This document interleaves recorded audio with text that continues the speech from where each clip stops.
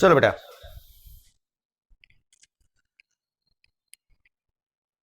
તમારું બધાનું ધોરણ 11 માં સ્વાગત છે. પરીક્ષા આપ્યા વગર નસીબદાર છો, પણ આવું નસીબ બેટા દર વર્ષે તમને નહીં મળે, મહેનત કરવી પડશે. હવે સાંભળો, આપણે અહીંયા આગળ ધોરણ 11 બાયોલોજીના ક્લાસ ચાલશે, જેમાં મોટાભાગનું ફોકસ આપણું નીટ ઉપર હશે. કારણ કે એમબીબીએસમાં જવું છે, પેરામેડિકલમાં જવું છે, દરેક જગ્યાએ તમારા નીટના માર્ક્સ જ ગણાશે. તો ધોરણ 11નું સિલેબસ કેવો છે પહેલા તો તે તમને 2 મિનિટમાં પહેલા સમજાવી દઉં, અને પછી આપણે આપણો ટોપિક ચાલુ કરી દઈએ છીએ, લેક્ચર ચાલુ કરી દઈએ છીએ. તો બેટા ધોરણ 11માં ટોટલ ચેપ્ટર 22 આવે, અને એ 22 ચેપ્ટરને આ લોકોએ 5 યુનિટની અંદર ડિવાઈડ કરેલ છે. તો ચલો, આ unit 1, unit 2, unit 3, unit 4 and unit 5,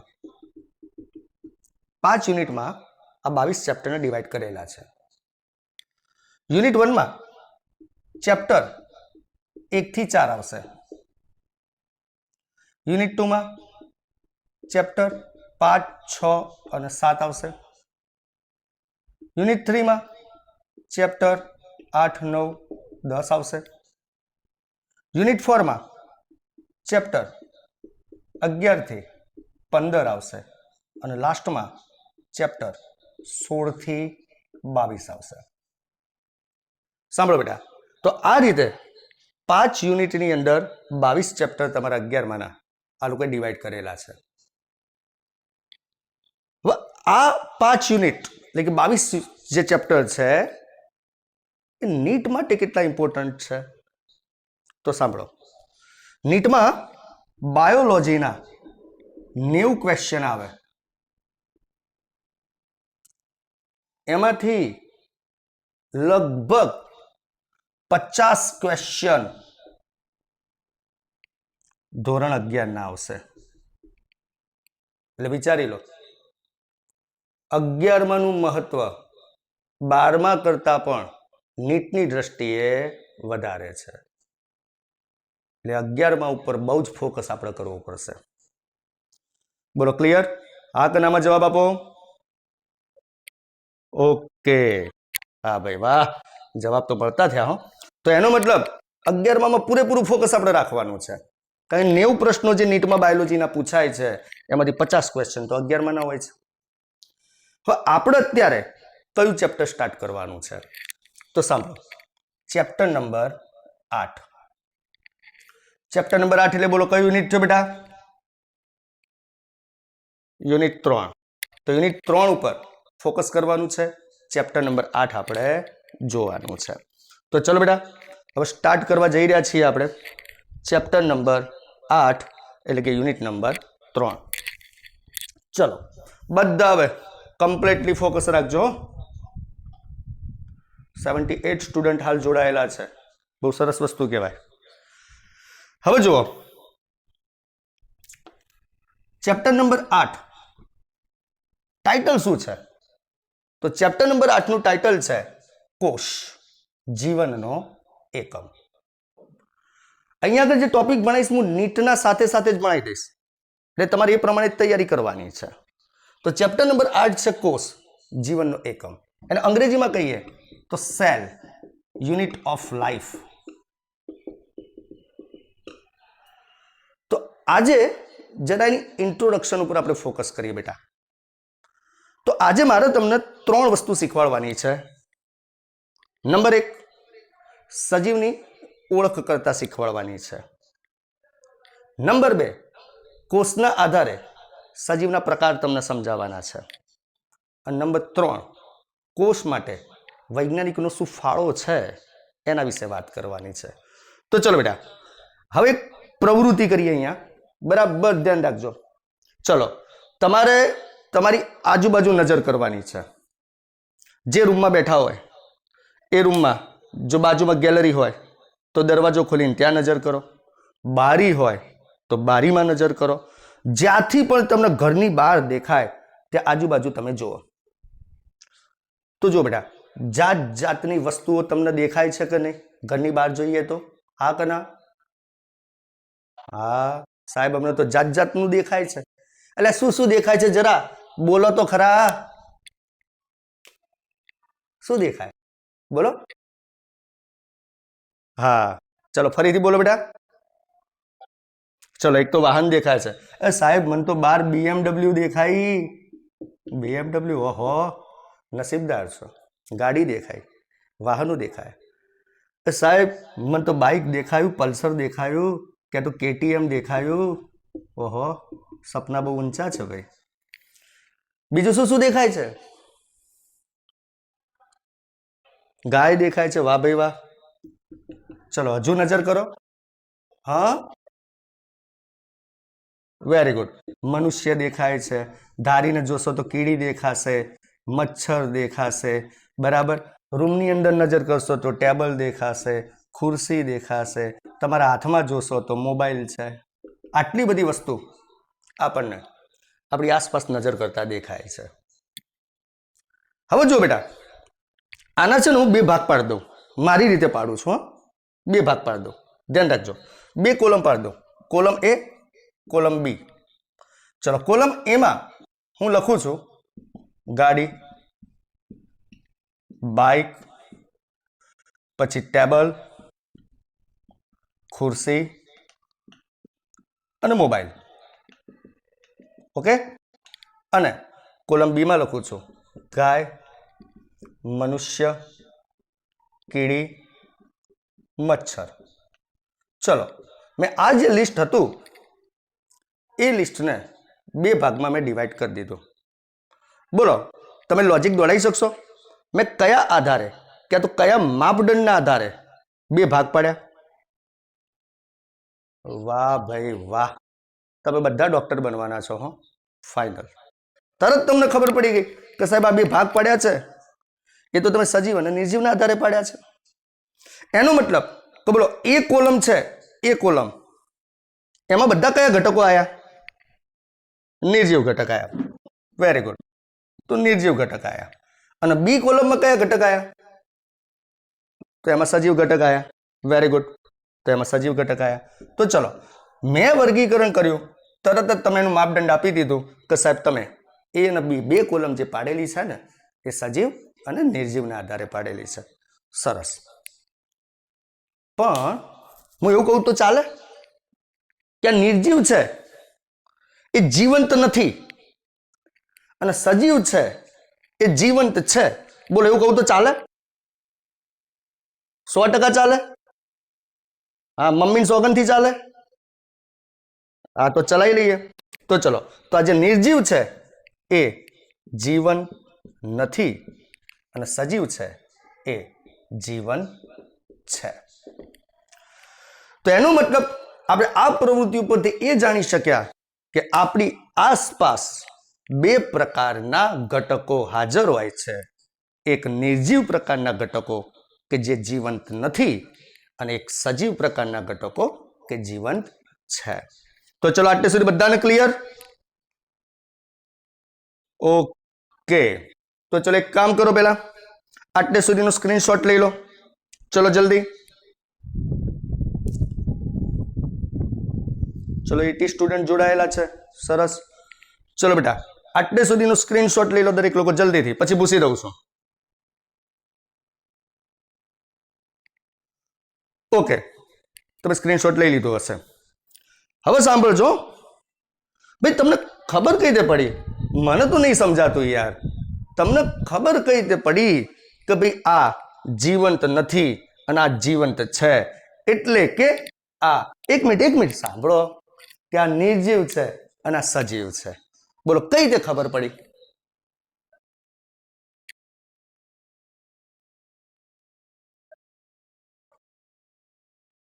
ઓહો, વેરી ગુડ. જો એને બધા લક્ષણો કહી દીધા મને. શું નામ બેટા તારું? શું નામ છે? ત્રિષા. ઓકે, એને મને બધા લક્ષણ કહી દીધા કે સાહેબ જે એ કોલમ છે ને એ ફલ, હા બરાબર, ઈશા બરાબર. તો એ કોલમ છે એ કોલમ એ કોઈ લક્ષણ નહીં ધરાવતી. એ નથી પ્રજનન કરી શકતું, નથી પ્રચલન કરી શકતું, નથી હલનચલન કરી શકતું, હે નથી શ્વસન કરી શકતું, એટલે નિર્જીવ. બરાબર. અને બી કોલમ છે એની અંદર રહેલા ઘટકો આ બધા જ લક્ષણો ધરાવે છે, અને ધરાવે છે એટલે સજીવ. વાત સાચી, 100% વાત સાચી. પણ સાંભળો, મેન એક વસ્તુ છે. સજીવ અને નિર્જીવનું જ્યારે હું વર્ગીકરણ કરું છું ત્યારે નો ડાઉટ તમે 100% સાચા છો કે તમે લક્ષણના આધારે વર્ગીકરણ કરી શકો. પણ એક મેન વસ્તુ તમારા ફોકસમાં ના આવી. સાંભળજો હા, એક હિન્દી પિક્ચરનો ડાયલોગ છે અમિતાભ બચ્ચનનો, મેરે પાસ ગાડી હૈ, બંગલા હૈ, તેરે પાસ ક્યા હૈ? એટલે પેલો શું કહે છે? મેરે પાસ માં હૈ. તેમ અહીંયા આગળ પણ સજીવ અને નિર્જીવના વર્ગીકરણમાં આ વાક્ય બહુ સેટ થશે કે ભાઈ આ જે નિર્જીવ છે અને સજીવ છે એ બંનેમાં મેન વસ્તુ, હું સજીવને પૂછું છું તો ભાઈ તું સજીવ છે તો કેમ સજીવ છે ભાઈ? તેરે પાસ ક્યા હૈ? પેલો કે મેરે પાસ સેલ હૈ. સેલ એટલે કોષ. તેનો મતલબ સજીવ અને નિર્જીવનો મેન ડિફરન્ટ કોષ છે.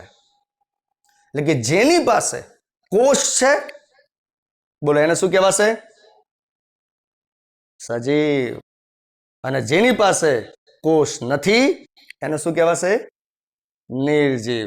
અને સજીવ પાસે કોષ છે એટલે જ આ બધી ક્રિયાઓ પ્રચલન, પ્રજનન, હલનચલન, શ્વસન, પોષણ, ઉત્સર્જન એટલે જ કરી શકે છે.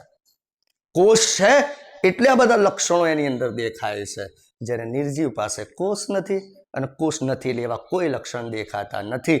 એટલે કે સજીવ અને નિર્જીવનું વર્ગીકરણ નો ડાઉટ તમે લક્ષણના આધારે કરો છો, 100% સાચું છે. પણ એનો મેન ફંડામેન્ટલ બેઝ છે એનો સેલ. સેલ એટલે કે કોષ.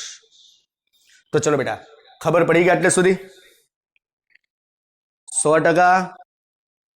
હા, વેરી ગુડ. તેનો એટલે કે સજીવની ઓળખ કરવી હોય તો આપણે કોષની હાજરીના આધારે કરી શકીએ. બરાબર. એટલે બોલો, પહેલો ટોપિક ક્લિયર? ઓકે. તો ચલો, જેની પાસે કોષ છે બરાબર એને કઈ તરીકે ઓળખીશું? સજીવ તરીકે. અને જેની પાસે કોષ નથી એને નિર્જીવ તરીકે. Very good. ચલો, આટલે સુધી કોઈને કદાચ સ્ક્રીનશોટ લેવો હોય તો લઈ લેજો.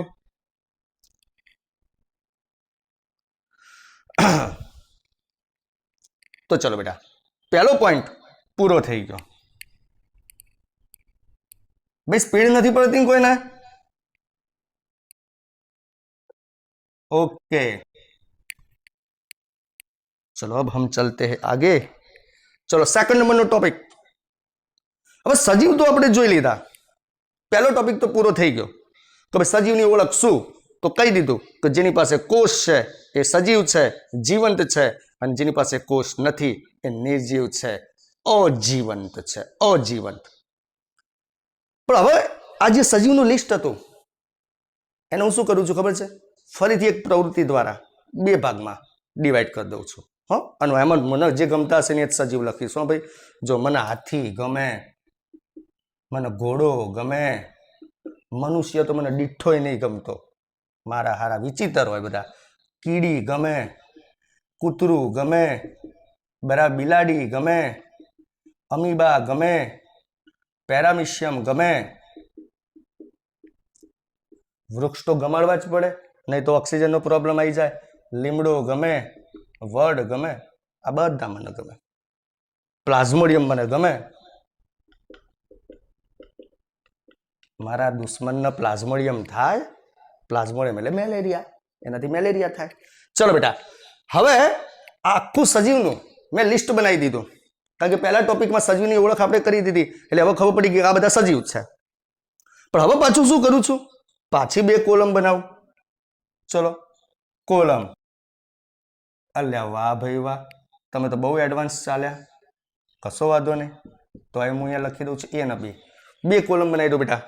हाथी, घोड़ा, कीड़ी, कूतरू, बिलाड़ी, अमीबा, पैरामीशियम, लीमड़ो, वड, प्लाज्मोडियम। चलो मैं पाछी बे कॉलम बनाई दी थी, प्रवृत्ति द्वारा बे कॉलम पाछी डिवाइड कर दी थी। चलो તમે કહી શકશો કયા માપદંડના આધારે બે કોલમ બનાવી? વેરી ગુડ, કોષની સંખ્યાના આધારે। કોષની સંખ્યાના આધારે કે જે સજીવ પાસે માત્ર ને માત્ર એક જ કોષ છે એ બધા એક કોષી, અને જેની પાસે ઘણા બધા કોષ છે એને કહેવાશે બહુકોષી। તો ચલો એ કોલમ એ કઈ છે? બહુકોષી છે, બહુકોષી। અને બી કોલમ કઈ છે બેટા? એક કોષી છે। Very good. તો એનો મતલબ બોલો બીજો પોઈન્ટ પણ આવી ગયો, કોષના આધારે સજીવના પ્રકાર। તો આને સુધારવું હોય તો થોડુંક કોષના આધારેના બદલે આપણે કોષની સંખ્યા કરી દઈએ। કોષની સંખ્યા ના આધારે સજીવના પ્રકાર। તો બહુકોષીમાં તમે જોઈ શકો છો ઘણા બધા સેલ હોય, ઘણા બધા, એટલે એને બહુકોષી કહેવાય।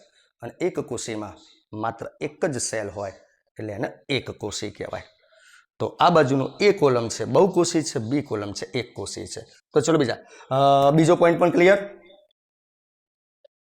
ઓકે, હજુ બીજો પોઈન્ટ ડિટેલમાં ભણવાનો છે બેટા હો। તો આ કોઈને સ્ક્રીનશોટ લેવો તો હાલ પૂરતો લઈ લો। ચલો સ્ક્રીનશોટ એટલા માટે લેવાનું કહું છું બેટા કે તમારે આવી શોર્ટકટ બનાવી હોય, ટ્રીક બનાવી હોય તો તમે બનાવી રાખો, તો શું રિવિઝન વખતે કામમાં આવે। હવે જુઓ, એક કોષી અને બહુકોષી પણ ખબર પડી ગઈ। તો અહીંયા આપણે ક્વેશ્ચન બને કે ભાઈ કોષની સંખ્યાના આધારે સજીવના પ્રકાર। તો એમાં આન્સર આવશે એક કોષી અને બહુકોષી। બરાબર ધ્યાન રાખજો। હવે એક કોષી સજીવને અંગ્રેજીમાં યુનિસેલ્યુલર કહેવાય, યુનિસેલ્યુલર। નીટ માટે થોડા થોડા અંગ્રેજી નામ પણ બેટા તમારે યાદ રાખવાના। જ્યારે બહુકોષી સજીવ માટે અંગ્રેજીમાં કહેવાય મલ્ટીસેલ્યુલર। જરા ઉદાહરણો એડ કરીએ અંદર। તો અમુક ઉદાહરણ તો તમે જાણો જ છો બેટા કે કોણ કોણ એક કોષી છે। તો અમીબા તો જગ જાહેર છે, આગના પેરામીશિયમને પણ ઓળખીએ છીએ। વેરી ગુડ, યુગ્લિનાને ઓળખો છો। પછી ક્લેમિડોમોનાસ એને પણ ઓળખો છો। વેરી ગુડ, બેક્ટેરિયા એટલે કે જીવાણુને તમે ઓળખો છો। હજુ કેટલીક લીલ, વેરી કેટલીક લીલમાં બેટા ક્લેમિડોમોનાસ આવી ગઈ, ડોન્ટ વરી। ચલો ગોલ્ગીકા તો અંગિકા છે બેટા, એ અંગિકા છે। વોટિસિલા, સ્પાયરોગેરા બેટા બહુકોષી છે, બહુકોષી છે। પ્લાઝ્મોડિયમ ના, હા પ્લાઝ્મોડિયમ બરાબર, પ્લાઝ્મોડિયમ મોડિયમ। પછી ઈસ્ટ, બોલો ખાસું મોટું લિસ્ટ બને કે ના બને?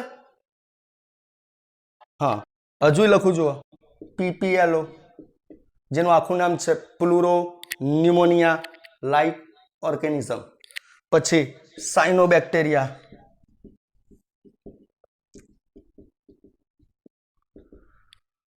પછી છે માઇકોપ્લાઝમા, માઇકોપ્લાઝમા। બેટા અક્ષર વંચાય છે ને મારા? એટલે મારા અક્ષર થોડા સારા છે એટલે કહું છું, વંચાય છે ને? ઓકે, તો આ બધા એક કોષી છે। હવે હું શું કરું છું સાંભળો, એક કોષીનું લિસ્ટ તો મેં બનાવી દીધું, પણ એને કયા ગ્રુપમાં મુકાય એ આપણને ખબર હોવી જોઈએ। હે ઘણા તો ખબર જ ના હોય કે એક કોષીને કયા ગ્રુપમાં મૂકવાના। તો સાંભળજો બેટા, તો હવે બરાબર ધ્યાન રાખજો।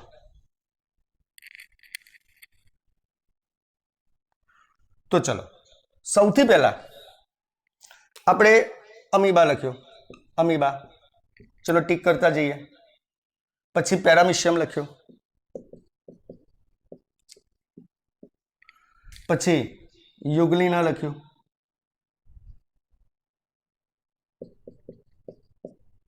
બરાબર. પછી યુગ્લિના પછી વોટિસિલા લખ્યું,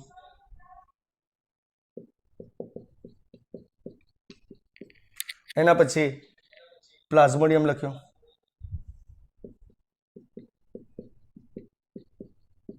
તો ચલો અમીબા પ્રજીવ આવે, પેરામિશિયમ પણ પ્રજીવ કહેવાય, પ્લાઝ્મોડિયમ પણ પ્રજીવ કહેવાય, બરાબર.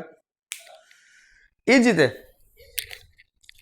આપણે અહીંયા આગળ યુગ્લિના લખેલું છે, જરા એક જ મિનિટ. ચલો તો યુગ્લિના એ યુગ્લિનોઇડ્સમાં આવશે,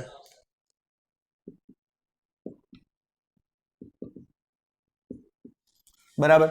ચલો પછી જે વોટિસિલા, બરાબર, વોટિસિલા પણ પ્રોટિસ્ટામાં આવશે. પ્રોટિસ્ટા એટલે એક કોષી સજીવ જે સુકોષ કેન્દ્રીય હોય. પણ ચલો એક મિનિટ, આમાં નથી પડવું, હાલ તમારા માટે આ કામનું નથી મારું ગોળી. ચલો અહીંથી પૂછી દઈએ છીએ, આ તમને કન્ફ્યુઝન આપશે અને હાલ જરૂર નથી. ચલો તો અમીબા આવી ગયું, પેરામિશિયમ આવી ગયું, યુગ્લિન આવી ગયું, પ્લાઝ્મોડિયમ આવી ગયું. ચલો પછી આ ક્લેમિડોમોનાસ,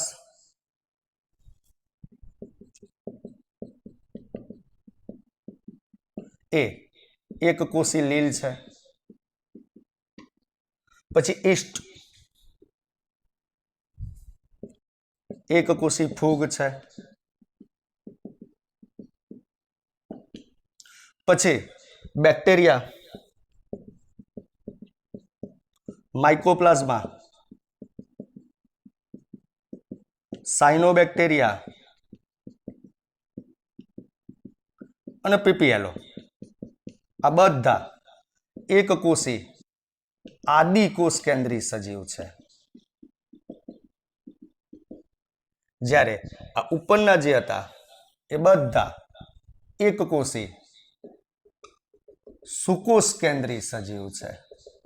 ચલો હું પૂછી લઉં છું, ધ્યાન રાખજો. એકલું એક કોષી અને બહુ કોષી ખાલી ઉદાહરણ યાદ રાખી લીધા એટલે વાત પૂરી થઈ ગઈ. નીટમાં આવું ના ચાલે, એના પાયા સુધી જવું પડે. તો ધ્યાન રાખજો, હું પૂછું છું એ પ્રમાણે જવાબ આપજો. ચલો અમીબા બોલો કયા ભાગમાં મૂકી શકાય? પ્રજીવ. પેરામિશિયમ ને પ્રજીવ, હું પૂછું એમ જવાબ આપજો બેટા, ઉતાવળ ના કરતા. યુગ્લિના ને યુગ્લિનોઇડ્સ વર્ગમાં મૂકી શકાય. પ્લાઝ્મોડિયમ ને પ્રજીવમાં મૂકી શકાય. ક્લેમિડોમોનાસ ને એક કોષી લીલમાં મૂકી શકાય. ચલો ઈસ્ટ ને એક કોષી ફૂગમાં મૂકી શકાય. અને આ બધા જ સજીવો એક કોષી તો ખરા, એક કોષી તો ખરા, પણ સુકોષ કેન્દ્રીય છે. સુકોષ કેન્દ્રીયનો મતલબ કે એનું કોષ કેન્દ્ર વેલ ડેવલપ્ડ, એકદમ સુવિકસિત છે. જ્યારે બેક્ટેરિયા, માઇકોપ્લાઝમા, સાયનોબેક્ટેરિયા, પીપીએલઓ, જેના વિશે તમારે ચેપ્ટર 2 માં ભણવાનું જ છે, ડોન્ટ વરી. એટલે હાલ કોકરે થશે સાહેબ આ માઇકોપ્લાઝમા શું છે, આ સાયનોબેક્ટેરિયા શું છે, આ પીપીએલઓ શું છે, ડોન્ટ વરી, ચેપ્ટર 2 માં આવશે, એ વખત ડિટેલમાં લઈ લઈશું. તો એ બધા એક કોષી ખરા પણ આદિ કોષ કેન્દ્રીય છે. બોલો બેટા કમ્પ્લીટ 100%? ઓકે. તો એક કોષીમાં તો લિસ્ટ બનાવી દીધું. હવે બહુકોષી, જેમ એક કોષી એક જ કોષનો બનેલો હતો તેમ બહુકોષી બોલો એક કરતા વધારે કોષનો બનેલો હોય તો તે એક થી વધુ કોષનો બનેલો છે. અને એમાં તો બોલો ઉદાહરણ લખવાની જરૂર ખરી? હા, લખવાની કોઈ જરૂર જ નથી. ઉદાહરણ આમ લિસ્ટ બનાવવા જઈએ તો આખો ચોપડો ભરાઈ જાય. બરાબર? મનુષ્ય એમાં આવે, ગાય એમાં આવે, કૂતરું આવે, બિલાડું આવે, પાડો આવે, પાડી આવે, કીડી આવે, મકોડા આવે, હાથી આવે, બધા આવે. તો ચલો બેટા, તો આમ એનસીઈઆરટી પ્રમાણે કોષની સંખ્યાના આધારે બે પ્રકાર પડ્યા. એક પડ્યો એકકોષી અને બીજો પડ્યો બહુકોષી. પણ અભી પિક્ચર બાકી હે મેરે દોસ્ત. સાંભળજો, એક ત્રીજો પ્રકાર છે. બેટા કોઈક વચ્ચે બોલ બોલ કરે છે, હું પૂછું ત્યારે જવાબ આપો યાર. એક ત્રીજો પ્રકાર છે અકોષી. અકોષી એને અંગ્રેજીમાં કહેવાય એ સેલ્યુલર. જોજો બેટા ભૂલ ના થાય, આ એક કોષી હતો, આ અકોષી છે. તો બોલો થોડું લોજિક દોડાવી શકો તમે? અકોષીનો મતલબ શું હશે? Very good. એ સજીવ તરીકે વર્તી શકે ખરા, પણ એ સંપૂર્ણ કોષનો બનેલો સજીવ નથી.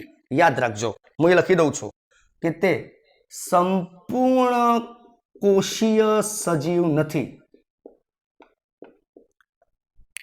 તેમાં હા બેટા, ના ના હું વાત સાચી, પણ મારા એક રિક્વેસ્ટ છે તમને બેટા, હું પૂછું ને ત્યારે જવાબ આપો તો મને મજા આવે.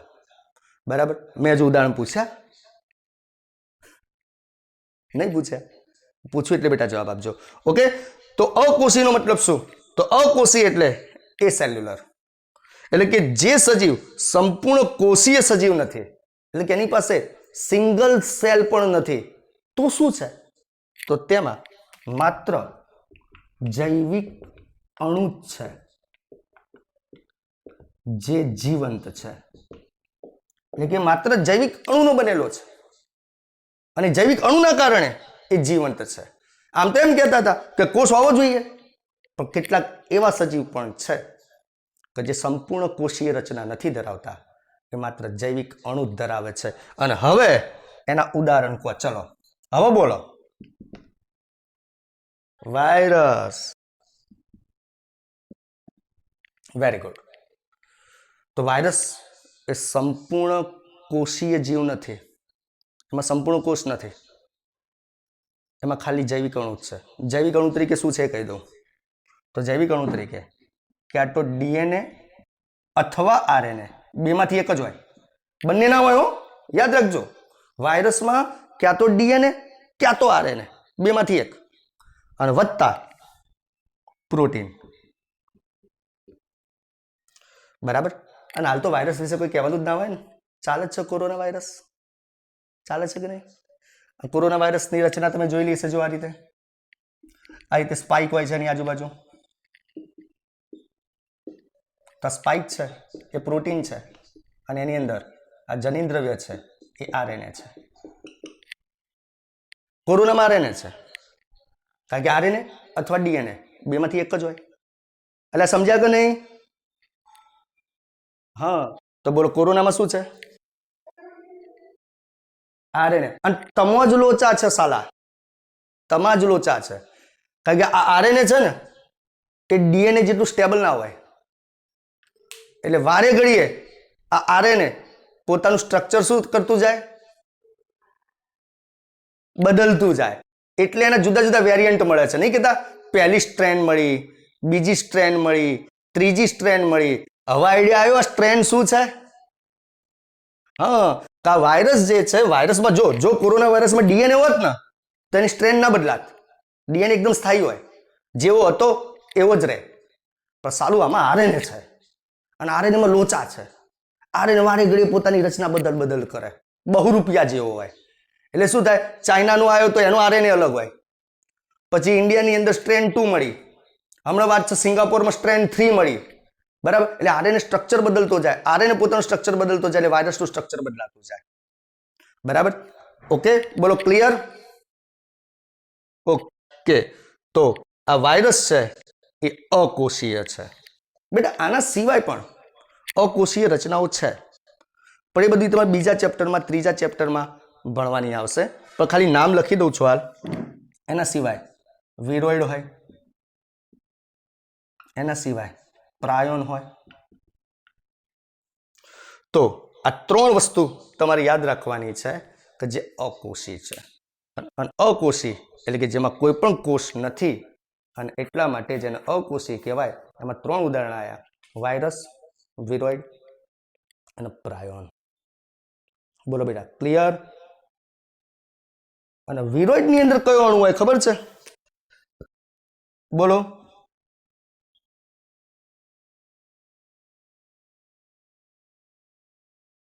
આરએનએ નો રિબોન્યુક્લિક એસિડ. લખી દો, લખવું હોય તો. ચલો, હવે આપણે વાત કરતા હતા વિરોઇડની. જેમ વાયરસમાં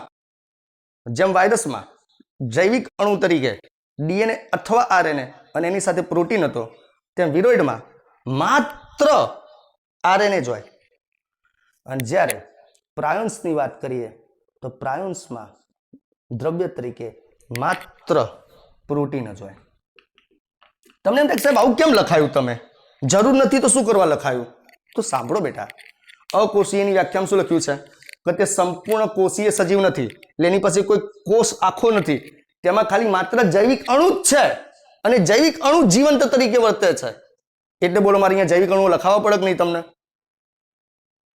હા, એટલે મારે એના જૈવિક અણુ લખાવવા પડ્યા કે ભાઈ અકોષીયનું પહેલું ઉદાહરણ વાયરસ, જેમાં ડીએનએ અથવા આરએનએ અને એની સાથે પ્રોટીન. વિરોઇડ એમાં માત્ર આરએનએ, અને પ્રાયોન એમાં માત્ર પ્રોટીન. ચલો બેટા, કન્સેપ્ટ ક્લિયર?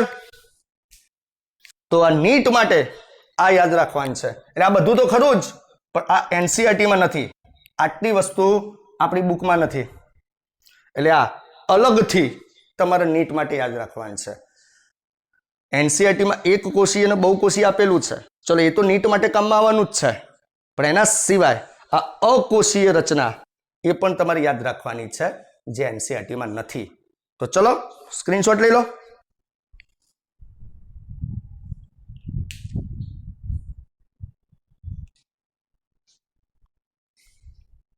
હવે જો બેટા, આપણી પાસે આ જે એક કોષી, બહુકોષી અને અકોષી સજીવની વાત કરી, એમાં હવે એક કોષી સજીવની 2-3 ખાસિયતો તમને કહી દઉં.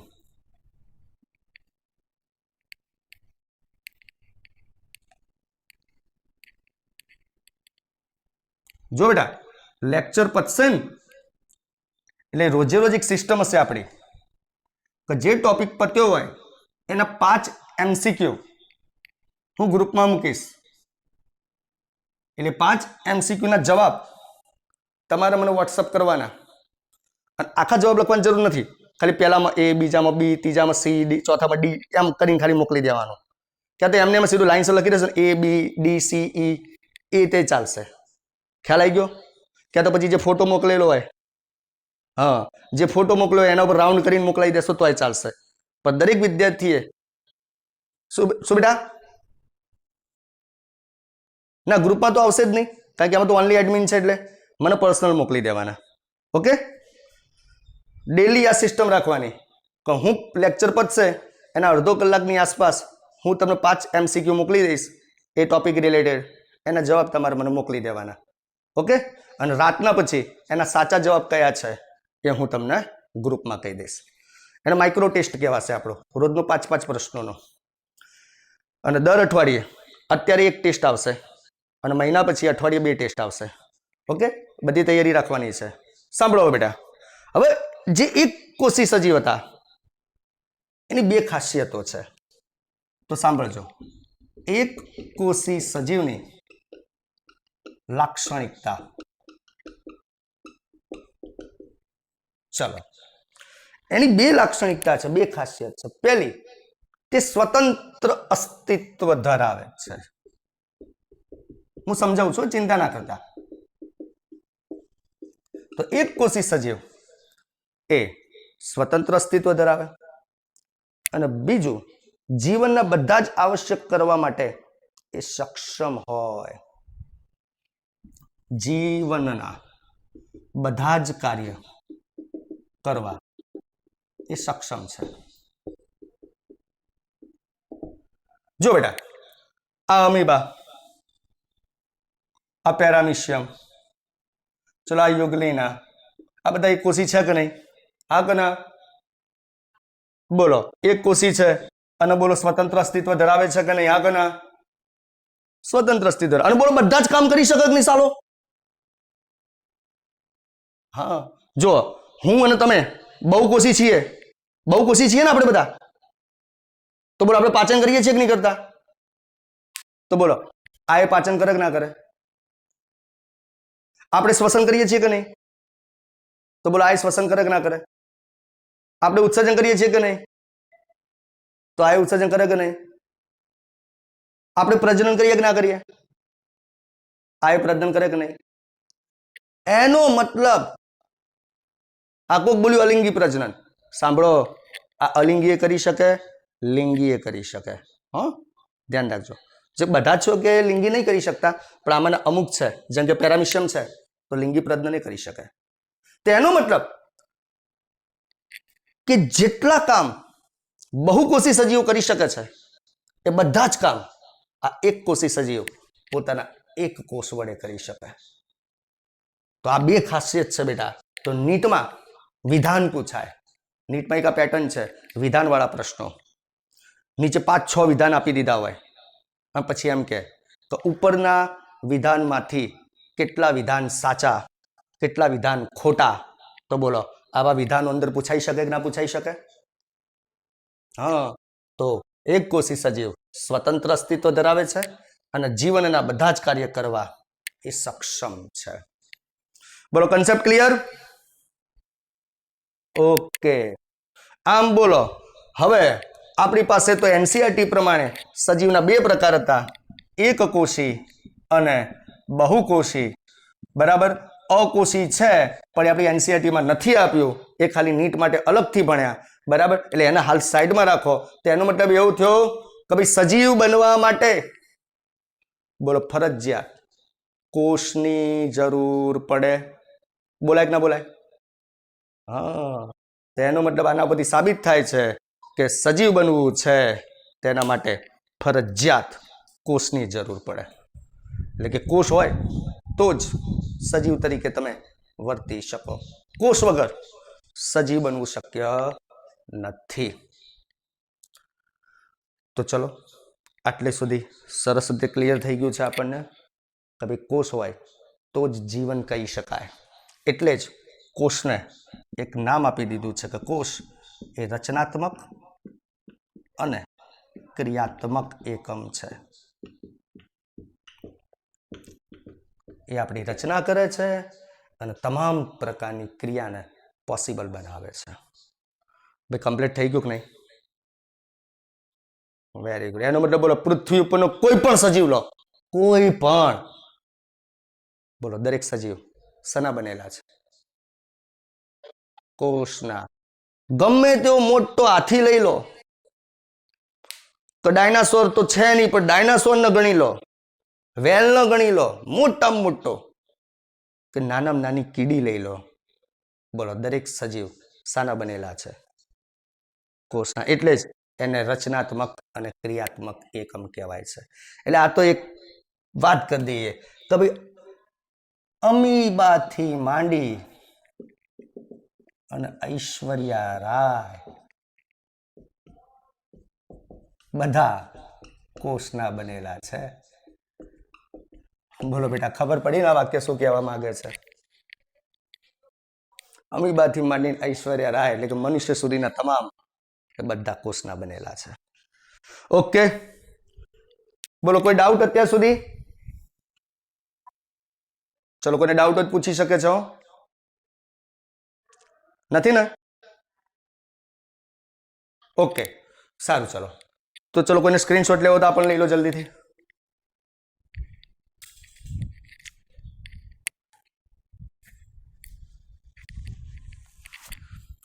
ભાઈ હજુ જેની બાયોસની એપ્લિકેશન ઇન્સ્ટોલ કરવાની બાકી હોય તો 1 વાગ્યા સુધી ઓફિસ ખુલ્લી હશે, તો લેક્ચર પત્યા પછી તમે જઈ શકો છો. સાંજે 4:30 થી 7 વાગ્યા સુધી પણ ઓફિસ ખુલ્લી હશે, તો ત્યારે પણ જઈ શકો છો. બેટા એપ્લિકેશનથી ફાયદો એ થશે, સમજો તમે કે ભાઈ માની લો કે તમે ઝૂમ લેક્ચરમાં જોડાયા પણ નેટવર્ક ઇસ્યુ આવ્યો, સમજાય છે, અને એના કારણે તમે બરાબર લેક્ચર ભરી ના શક્યા તો આમ તે લેક્ચર તમારું બગડે. પણ અત્યારે જે લેક્ચર લેવાય છે ને એનું રેકોર્ડિંગ થઈ રહ્યું છે, તો રાતના 9 વાગ્યા પછી એનું રેકોર્ડિંગ છે ને આપણી એપ્લિકેશનમાં મુકાઈ જાય અને એના હોમવર્ક સેક્શનમાં જઈ અને તમે જોશો ને તો આજનું લેક્ચર જોવા મળશે. સમજ્યા કે નહીં? તો એનાથી તમને ફાયદો થશે. પછી જે પણ ટેસ્ટો લેવાશે, આન્સર કીઓ બનશે, એ બધી જ વસ્તુ એની અંદર મુકાશે. ઓકે, એટલે હજુ જેને એપ્લિકેશન લેવાની બાકી હોય ક્લાસ ઉપર જઈને લઈ આવશે. ઓકે, કોઈ ચાર્જ નથી. 15 દિવસ સુધી ફ્રી ફ્રી ફ્રી. 16મા દિવસે લાવો લાવો લાવો. સમજ્યા? ઓકે, સારું, ચલો. ઓકે, હવે સાંભળજો. હવે જો બેટા, ખબર પડી ગઈ કે આખી જીવ સૃષ્ટિ આ કોષથી બનેલી છે. હવે આ કોષ ઉપર કેટલાક સંશોધનો થવા માંડ્યા ભાઈ. તો જુદા જુદા વૈજ્ઞાનિકો આવ્યા, એમને કોષ ઉપર સંશોધન કર્યા. તો એ કયા કયા વૈજ્ઞાનિકો હતા? આજનો ત્રીજો ટોપિક યાદ કરો. શરૂઆતમાં મેં લખ્યા હતા 3 ટોપિક હતા, ખ્યાલ છે ને? હા, તો આજનો ત્રીજો ટોપિક કોષ ઉપર સંશોધન કરવા વાળા વૈજ્ઞાનિકો. થોડીક સ્પીડ કરીશું બેટા. ચલો, સૌથી પહેલા હું લખી દઉં છું રોબર્ટ હુક. આ હ છે, હ હિતેશભાઈ નો હ, હુક, રોબર્ટ હુક. પછી એન્ટોની વોન લ્યુવેનહોક. હા, લ્યુવેનહોક. ચલો, ત્રીજો રોબર્ટ બ્રાઉન. ચોથો પરકિન્સ. ચલો, પાંચમો સ્લીડન અને સ્વોન. છઠ્ઠો કેમેલિયો ગોલ્ગી. સાતમો જ્યોર્જ પેલેડે. કેવા નામ પાડ્યા છે સાલાઓએ. આઠમો સિંગર અને નિકોલસન.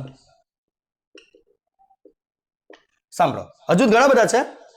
ચલો, સૌથી પહેલા રોબર્ટ બ્રાઉન.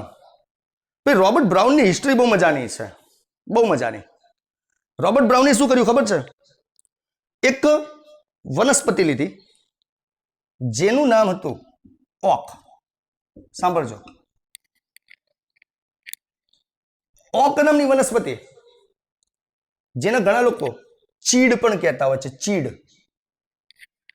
સાંભળજો બેટા, તો એક વનસ્પતિ લીધી ઓક, ઘણા લોકો એને ચીડ પણ કહેતા હોય છે, બરાબર. એમાંથી રબર બને, રબર, એટલે ઘણા લોકો એને રબર પ્લાન્ટ પણ કહેતા હોય છે. અને એ રબરમાંથી બુચ બનાવવામાં આવે તો ઘણા લોકો બુચ પ્લાન્ટ પણ કહેતા હોય છે. તો સાંભળો, કેટલા બધા નામ છે. વસ્તુથી એક જ છે, એટલે વસ્તુથી એક જ છે. એ વનસ્પતિનું નામ ખરેખર શું છે? ઓક. એ વનસ્પતિનું નામ છે ઓક. એને બીજા કયા નામથી ઓળખવામાં આવે? ચીડ. એમાંથી શું મેળવવામાં આવે? રબર, એટલે એને રબર પ્લાન્ટ પણ કહેવાય. અને રબરમાંથી શું બનાવાય? બુચ. તો એને શું કર્યું? આ ઓક નામની વનસ્પતિ લીધી અને એના સૌથી પહેલા છાલના કોષો જોયા. તો ઓક નામની વનસ્પતિના છાલના નિર્જીવ કોષ જોયા. જો છાલના કોષ એ સજીવ કોષ ના હોય, એ મૃત કોષ હોય. હા, તો એના નિર્જીવ કોષ જોયા, બરાબર. અને એ પણ કેવા માઇક્રોસ્કોપમાં? તો સિમ્પલ એકદમ પ્રાકૃતિક માઇક્રોસ્કોપમાં નિહાળ્યા. તો સાંભળજો બેટા, જોજો અહીંયા કન્ફ્યુઝ થઈ જશો. ચલો, રોબર્ટ હુકે સૌ પ્રથમ કઈ વનસ્પતિનો અભ્યાસ કર્યો?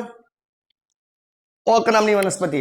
ઓક નામની વનસ્પતિનું બીજું નામ ચીડ, ત્રીજું નામ રબર પ્લાન્ટ, ચોથું નામ બુચ. તો આ વનસ્પતિના કયા ભાગના કોષો લીધા? છાલના. છાલના કોષો નિર્જીવ કે સજીવ? નિર્જીવ કોષ લીધા. અને કયા માઇક્રોસ્કોપમાં જોયા? હા, પ્રાકૃતિક માઇક્રોસ્કોપ. હવે બેટા, આજના માઇક્રોસ્કોપમાં, હવે સાંભળજો, માઇક બંધ કરી દેજો. આજના માઇક્રોસ્કોપમાં અને પ્રાકૃતિક માઇક્રોસ્કોપમાં શું ફેર? તો આજના માઇક્રોસ્કોપમાં મોસ્ટ ઓફલી બહિર્ગોળ લેન્સનો ઉપયોગ કરવામાં આવતો હોય છે. લેન્સનો ઉપયોગ ઇન શોર્ટ. એ વખતે વસ્તુનો મેગ્નિફાઈંગ કરવા ઓઇલનો ઉપયોગ કરવામાં આવતો હતો. ઓઇલ, બરાબર. તો એ માઇક્રોસ્કોપનો ફોટો પણ હું તમને મોકલીશ આજે ગ્રુપમાં. જે પ્રાકૃતિક માઇક્રોસ્કોપ એને વાપર્યું હતું ને એનો ઓઇલનો ઉપયોગ કરવામાં આવતો અને એનાથી વસ્તુને મેગ્નિફાઈંગ કરીને જોવામાં આવતી, એટલે એને પ્રાકૃતિક માઇક્રોસ્કોપ કહેવાય. ત્યારે પ્રાકૃતિક માઇક્રોસ્કોપમાં એ નિર્જીવ કોષોને એને નિહાળ્યા. તો કેવા દેખાયા? તે કોષો મધપૂડાના ખાના જેવા દેખાયા. એટલે આ રીતે આવા દેખાયા. મધમાખીનો જે મધપૂડો હોય એના જે ખાના હોય એના જેવા દેખાયા. બોલો બેટા, ક્લિયર? અને એના માટે એને સૌપ્રથમ સેલ્યુલા નામ આપ્યું. તેના માટે એને સેલ્યુલા લેટિન શબ્દ છે અને એના ઉપરથી પછી સેલ શબ્દ આપ્યો. એના ઉપરથી પછી સેલ શબ્દ આવ્યો. એટલે અત્યારે જેને આપણે કોષનો સેલ કહીએ છીએ એ શું ખરેખર ઓરિજિનલ શબ્દ છે સેલ? એ ના, એ કન્વર્ટ થઈને આવેલો છે. બોલો, રોબર્ટ હુકે જે શબ્દ આપ્યો હતો એ તો કયો આપ્યો હતો? સેલ્યુલા આપ્યો હતો. અને સેલ્યુલા કઈ ભાષાનો છે? લેટિન ભાષાનો છે. બોલો, કન્સેપ્ટ ક્લિયર? ઓકે. હવે આ જે રોબર્ટ હુકે સૌથી પહેલા આ કોષ જોયો એના પછી જો આમે પેટર્ન તો સાલી પાટણમાં એક જગ્યાએ ટોપલા પકોડી ચાલુ થાય. એ સાહેબ, પકોડીનું નામ ના દો. અત્યારે લોકડાઉનમાં પકોડીનું નામ ના દો. ઈચ્છા થઈ જાય. ચિંતાની, કાલ ખુલશે, કાલ જતાઈએ આપણે બધા, બરાબર. તો ચલો બેટા, પણ એક જગ્યાએ પેટર્ન છે કે એક જગ્યાએ ટોપલા પકોડી ચાલુ થાય એટલે બાજુમાં બોલો બીજી 10 લારીઓ આવી જાય કે ના આવી જાય? એક જગ્યાએ સોડા શોપ ચાલુ થાય તો બાકીની 5 સોડા શોપ ખુલી જાય કે નહીં? તો એ જ પેટર્ન વૈજ્ઞાનિકોમાં હોય. એક જણાએ કોષ ઉપર અભ્યાસ કર્યો તો બીજા વૈજ્ઞાનિકો મંડી પડ્યા. પછી આવ્યો એન્ટોની વોન લ્યુવેનહોક. ઘણા લોકો એને પ્રેમથી ટૂંકું નામ કહેતા હોય છે, ઘણા લોકો એને ખાલી લ્યુવેનહોક પણ કહેતા હોય છે. તો પછી આવ્યો બેટા લ્યુવેનહોક આવ્યો, બરાબર. લ્યુવેનહોકે શું કર્યું? તો સૌપ્રથમ જીવંત કોષ તરીકે બેક્ટેરિયા જોયો. બેક્ટેરિયા એટલે કે જીવાણુ, એનો ગુજરાતીમાં જીવાણુ કહેવાય. જીવાણુ જોયા. તો ચલો અહીંયા આગળ નીટમાં તમે થાપ ખાઈ જાઓ. પેલું મગજમાં તમને હુક ભરી ગયું હોય, હુક બૂચની માફક ફિટ થઈ ગયું હોય. પરીક્ષામાં દેખાય સૌ પ્રથમ કોષ એટલે તમે નીટમાં શું લખીને આવો? હુક જ લખીને આવો. પણ અંદર જોવાનું, સૌ પ્રથમ કોષ કીધો છે, બરાબર, રોબર્ટ હુક. પણ સૌ પ્રથમ સજીવ કે તો જીવંત કોષ કે તો કયો વૈજ્ઞાનિક આવશે? હા, તો લ્યુવેનહોક આવશે, કારણ કે એને જીવંત કોષ જોયો હતો. એટલે ભૂલ ના કરતા. બોલો, હવે 3 પ્રશ્નો પૂછું છું. સૌ પ્રથમ કોષ કોને જોયો? Robert Hooke. સૌ પ્રથમ નિર્જીવ કોષ કોને જોયો? Robert Hooke. સૌ પ્રથમ જીવંત કોષ કોને જોયો? લ્યુવેનહોક. ઓકે. પછી રોબર્ટ બ્રાઉન આવ્યો. રોબર્ટ બ્રાઉને કોષમાં કોષ કેન્દ્રની શોધ કરી. પછી પર્કિન્સ આવ્યો, એને કોષમાં જીવરસ ની શોધ કરી. જીવરસ, કોષરસ નહીં, કોષરસ અલગ. ભાઈ જોજો, સાંભળો, આ ટપકા ટપકા કર્યા, બોલો આ ટપકા ટપકા છે એને શું કહેવાય? કોષરસ કહેવાય. Very good. આ ટપકા ટપકા છે એને કોષરસ કહેવાય. સાંભળજો, પણ આ કોષરસ અને એની સાથે આ બધી અંગિકાઓ એને ભેગું બોલવું હોય તો શું બોલાય? તો બોલો, હવે ડિફરન્ટ ખબર પડી બેટા? કોષરસ અને જીવરસ વચ્ચે શું ડિફરન્ટ છે ખબર પડી? હા, તો કોષમાં ખાલી જે પ્રવાહી ભાગ બતાવીએ છીએ એ શું છે? કોષરસ. પણ કોષરસ વત્તા એની અંદરની અંગિકાઓ ભેગી થાય એટલે શું કહેવાય? જીવરસ. તો એને પર્કિન્સે કોષમાં જીવરસની શોધ કરી. જીવરસને અંગ્રેજીમાં કહેવાય પ્રોટોપ્લાઝમા. હા. પછી સ્લીડન અને સોન આવ્યો, એને એક થિયરી આપી, એને કહેવાય કોષવાદ, જે આવતીકાલે ભણવાની છે. પછી કેમિલિયો ગોલ્ગી આવ્યો, એને એક અંગિકા શોધી, ગોલ્ગી કાયની શોધ કરી. પછી જ્યોર્જ પેલેડે આવ્યો, એને રિબોઝોમની શોધ કરી. બોલો, ઓળખો છો રિબોઝોમને? રિબોઝોમને ઓળખો છો ને? કોષની અંદર હોય. એટલે ઘણા લોકો રિબોઝોમને પેલેડે કણ પણ કહે છે. પેલેડે કણ, પેલેડે શોધ્યું એટલે પેલેડે કણ. પછી આવ્યો સિંગર અને નિકોલસન, બરાબર, એને કોષ રસ પટલ નું બંધારણ આપ્યું. કોષની આજુબાજુ જે કોષ રસ પટલ હોય ને, હા, એનું બંધારણ આપ્યું. બરાબર. પછી હજુ જો એટલે ઘણા બધા છે. વોટસન અને ક્રિક આવ્યો, એને ડીએનએ નું કુંતલમય એટલે સ્પ્રિંગ જેવું મોડેલ આપ્યું. તો હજુ તો ઢગલો બને. જો લિસ્ટ બનાવવા જઈએ ને તો ઢગલો બને. ચોપડીમાં આટલા બધા નથી આપેલા, પણ થોડું નીટ માટે આપણો બેઝિક કન્સેપ્ટ થોડો ક્લિયર કરવો પડશે બેટા. તો ચલો બેટા, યાદ રાખી શકશો કે નહીં બધા વૈજ્ઞાનિકોનો ફાળો? અને આ પહેલા બેમાં ભૂલ થવી ના જોઈએ, યાદ રાખજો. હા, પછી અહીંયા કોષ રસ અને જીવ રસમાં ભૂલ ના થવી જોઈએ. હા, નકર નીટમાં ફેંકાઈ જશો. જો બધું ધ્યાન નહીં રાખો તો. હા, બરાબર. હવે સાંભળી લો બેટા, આટલો સ્ક્રીનશોટ લઈ લો. અને હવે છેલ્લે હું 2 MCQ તમને પૂછું છું, પછી આપણું લેક્ચર આપણે પૂરું કરીએ છીએ. સ્ક્રીનશોટ લઈ લો બેટા. હવે 2 MCQ પૂછું છું, તમારે જવાબ આપવાના છે, પછી આપણું લેક્ચર પૂરું કરીએ.